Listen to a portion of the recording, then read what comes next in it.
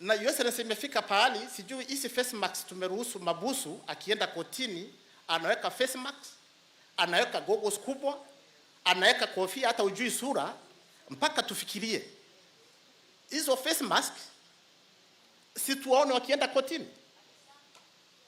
At least hiyo punishment kidogo kuonekana na kila mtu. Sasa naona Your Excellency wengine wamenyamaza, sijui kama wanataka tuendane na face mask, tuendane na hizi kofia, but lazima tu wapate aibu. So Your Excellency, we must change the way we have been doing things. We must be ruthless if we want to save the society. Kwa sababu our vijana, and you have heard the age group, 35 and below, they don't care. They don't care. I remember I was telling Professor Kendeki the other day, my village, kwa sababu wameisha na pombe. Hii pombe hii, kidogo ameenda chini. Sasa nauliza mkijana, jameni, ini yako unaharibu ini. Anaambia ejiwe kana ini yangu, mimi ini yangu ikae kando, pombe ipite. You know, that is the ignorance. Ati ini ikae kando, kwa ini inafanya nini kwa barabara ya pombe? We can't continue this way. Therefore, Your Excellency, the commitment from the National Police Service, and we've started with the Kirinyaga. Deputy President amesema si mwoga, mimi sitishwi, mimi si mwanasiasa, sifahamu siasa, na hata kule kwetu hata Meru sitaki kwenda kwa siasa, nimepatiwa kazi nifanye. Sina uoga. Maofisa wenzangu, you must make a decision. Either you want to serve our country, ukikubali hizo simu napigiwa, na utatuambia unapigiwa simu na nani. Tumeanza na kule Kirinyaga, Your Excellency, wale maofisa waliuza exhibit, wote walienda kotini. Na walienda kotini wakiwa raia. Sijui kule tena waliruhusiwa kuvaa face mask na hizo goggles, wangeenda kila Mkenya aone ndio hawa maofisa wale wanatuzia hiyo exhibit. So we have decided to lead by example with myself and by the service commanders. Your Excellency, the other thing we have resolved, which has been lacking, is synergy. The entities involved in this matter, we have not been working together. I'm now talking more to the chairman, Nakanda. He has become my personal friend. The CEO, Nakanda, amekuwa rafiki wangu. ODPP, tunasungumuza. Judiciary, from tomorrow, Your Excellency, I'm not going back to Nairobi as I mentioned. I'll be in Nairobi on Friday. We are sitting here as the National Council on Administration of Justice, chaired by the Chief Justice. ODPP will be there. The Attorney General will be there. We want to discuss what are the challenges. How can we deal with this? And the Professor I know will be there. How can we deal with this matter differently? Because as I've said, Your Excellency, it is not business as usual. All of us must come out to fight it. Your Excellency, let's not excuses mambo ya magari hayako ya kutosha, hatuna vifaa ya kutosha, those excuses tuweke kando. Because as a National Police Service, as you procure those better equipment for us, let us not give excuses. Wenzangu, let us not give excuses. Because we have said, as a National Police Service, our strategy is quality, not quantity. When better remain with few police officers who are ready to work. Officer moja akipita kule old town, si mwoga, anashika vijana wote, anashika barons wote. So I know the government is doing something in terms of getting us better equipment. You have promised better salaries. You have promised to look at the welfare of the officers. But as we wait for all that, let us not be complacent, officers wenzangu. Na ni wengi hapa wamejaa police uniform na uniform ya ngao. Machifu, usiseme una askari. OCS yako pale, OCPP yako pale.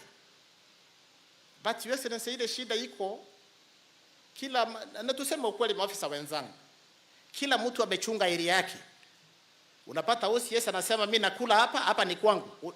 Ngao chief usije, DO usije. What you've said at the quarter level, we are working as a team under the leadership of Waziri, Professor. We work as a team. I cannot see why a DO, na OCS, OCPD, na DCC can't work together. So either you choose to work together, or the two of you, na niko tayari, najua waziri atakubali mkae hapo. Na tuko nafasi ya kutosha pale headquarter kwangu, nitakupatia ka ofisi hapo, tukae na wewe. Tupatie wengine command responsibility. I'm not intimidating any officer, but that is the truth. Many want this uniform, to put on this uniform. We are discharging a noble duty, being in police uniform.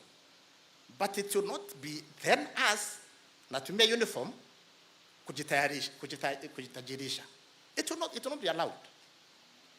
Your Excellency, as I go to sit, tafadhali,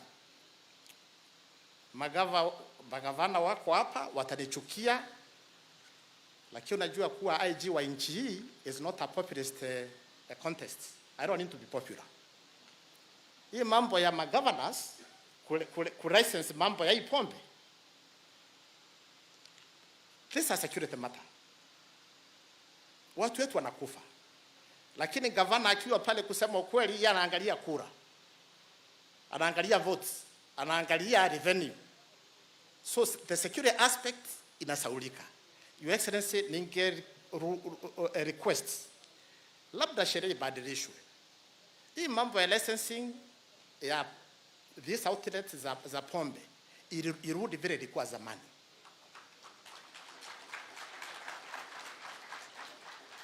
Mangavana, ni ukweli, hii tumefanya ni siasa. Mutuachie. Otherwise, we shall listen a lot more, talk less, but act. And from today, wenzangu, let your presence be felt.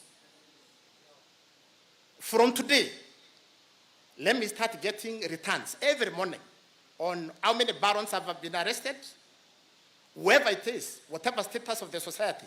Ni kurushwa kwa land cruiser nyuma, hayo mengine tutaongea baadaye. Asante sana.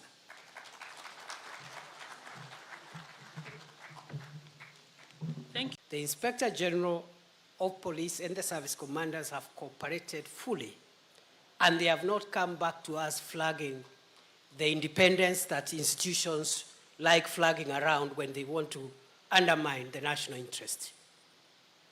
I'm grateful, IG Kome, because those officers who sold those exhibits were sacked on the same day, and they were charged with murder.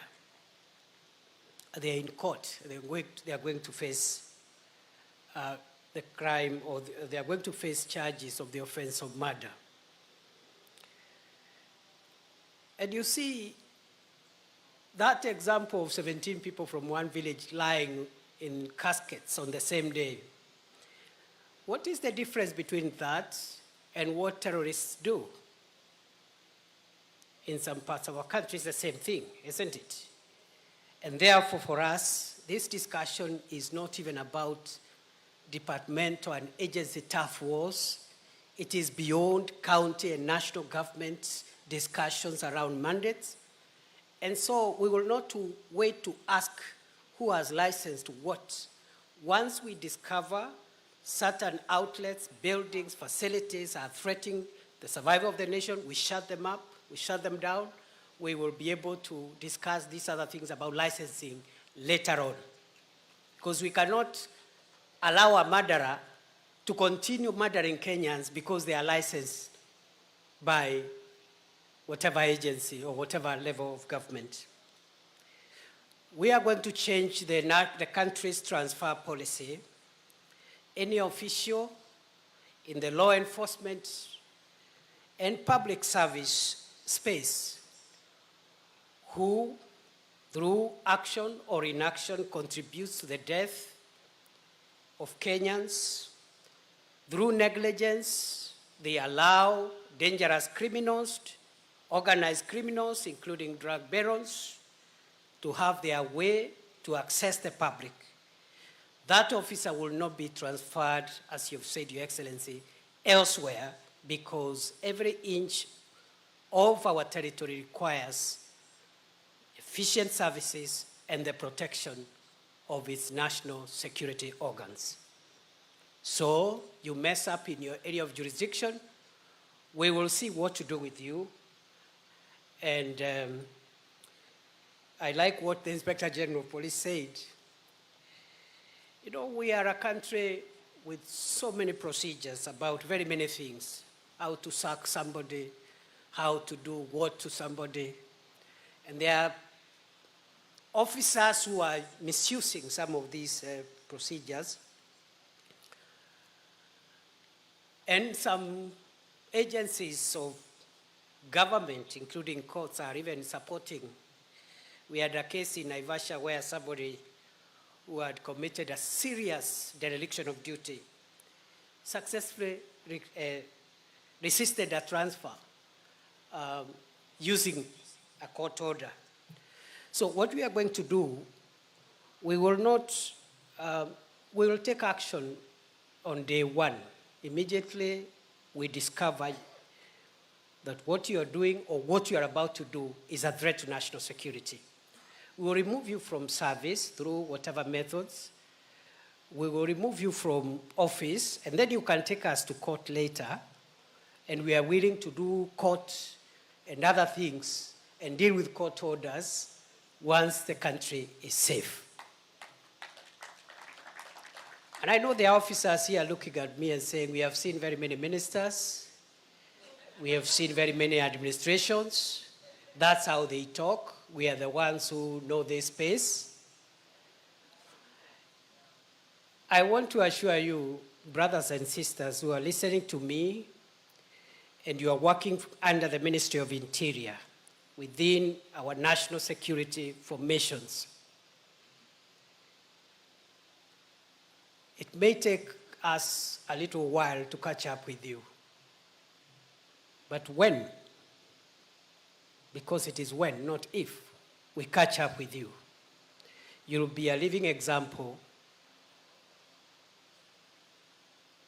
of what dangerous criminals should be treated in a democratic and modern country. Why are we saying this? If you're a police commander, you take a bribe from someone who is transporting illegal ethanol or methanol or some other drug that is being used to mix with the heroin and make these hard drugs even more dangerous. If you are a police commander or you are a criminal investigations officer in the county, in the region, and this happens under your watch, or you receive money to look the other way, why should we keep you in that role even for an hour? And I want to assure you, in the name of God and in the name of the Constitution of our country, we will get hold of you, we will neutralize those efforts before you destroy the country. We will sack you. Let me put it that way. We will sack you by whatever method possible. And we don't fear court. We don't fear you, I don't know, using which other route. We will not even return you to service. Because a threat to national security is a threat to the nation. So, you may have heard this before, but you didn't hear it from me before. Your Excellency, the soft remedies are important as the hard remedies, because as we suppress the supply, we must also suppress the demand. We totally support rehabilitation programs. You've heard already we have a rehabilitation center here in Miritini. We've put in money, even in this financial year, to expand that rehabilitation center. Our target, in partnership with other partners, including county governments, is that every county in the Republic of Kenya should have a publicly funded rehabilitation center. Because the private rehabilitation centers are very costly and many of our people cannot afford. We'll also be very hard with the victims of this crime. I'm afraid sometimes we are very sympathetic to victims of crime. But on this one, just like other sophisticated international crime and organized crimes, we'll also be very harsh with the victims of crime, because we cannot have you, we cannot look kindly as you waste yourself and as you destroy yourself. Your Excellency, I agree county governments should use the fees that they collect from licensing alcoholic outlets to mitigate against addiction and to rehabilitate and reintegrate those that are affected. There is no reason collecting that kind of money, that kind of revenue, and using it to build roads. It doesn't work very well, because you are trying to sanitize that revenue which you get from the control of trade in alcoholic substances. Please, let's use it for rehabilitation and reintegration. And therefore, going forward, between the National Police Service and the Director of Public Prosecutions, we must find ways of enforcing the ancillary orders of destruction of drugs and substances, forfeiture of vehicles, and the confiscation of and forfeiture of buildings where drugs and illicit alcohol is stored. And so, Your Excellency, I don't want to belabor so much. This is a national crisis. Just like terrorism and other serious crimes, we must act and act fast. We will not wait for the law to be amended. We'll apply what is there now. And all the other discussions about legality, legitimacy, we can have them when we have saved the nation. I now want to end there and request my colleagues to weigh in a sentence or two on the aspects that touch on their mandates. And then we can go to the last part, which is the plenary, and we close this meeting in good time. In no particular order, I want to ask my sister, the Cabinet Secretary for Health, to make a few remarks.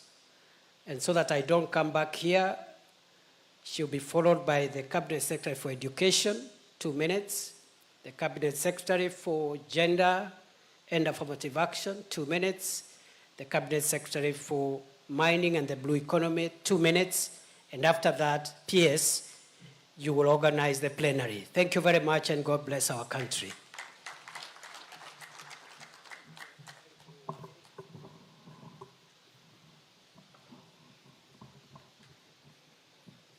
Your Excellency, the Deputy President of